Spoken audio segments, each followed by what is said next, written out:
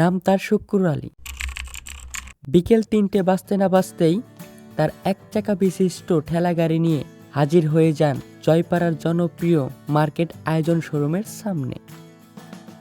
এখানে উপস্থিত হতে বাদ যায় না শীতকালের একটি সপ্তাহ, বাদ যায় না একটি দিনও।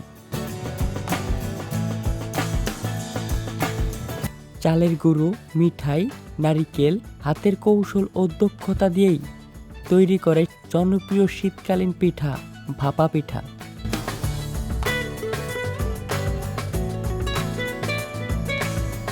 এছাড়াও ক্রেতাদের চাহিদা অনুযায়ী বাদাম, কিশমিশ ইত্যাদি দিয়েও তৈরি করে অসাধারণ সুস্বাদু এই ভাপা পিঠা।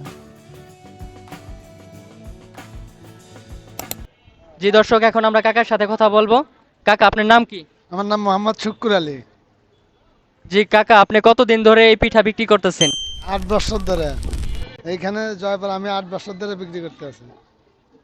আপনার কাছে শুধু ভাপা পিঠাই পাওয়া যায় নাকি আর অন্য সব পিঠা পাওয়া যায়? বাবা পিঠাই, জি, আপনি ভাপা পিঠার সাথে কি কি ব্যবহার করেন? নারিকেল দেই, মিঠাই দেই, মাঝে মাঝে কিশমিশ নিয়ে আসে, পোলা হান্ডা কিশমিশও দেই, আবার বাদাম নিয়ে আসে। কিশমিশ কি স্পেশাল আইটেম? হ্যাঁ, এটা স্পেশাল আইটেম। এটা স্পেশাল, যারা খায় তারা পকেটে করে নিয়ে আসে।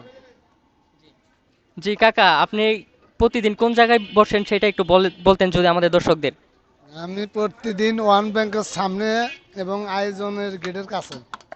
জি, ধন্যবাদ অনেক কাকাকে। কাকার সাথে কথা বলে খুবই ভালো লাগলো। দেখতে দেখতে এখানেই আমরা বিদায় নিচ্ছি।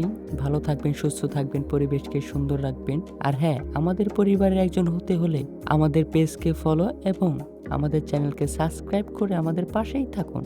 আর পরবর্তীতে কোথায় আমাদের দেখতে চান সেটা অবশ্যই আমাদেরকে কমেন্টে জানিয়ে দেবেন। Bye bye, see you again.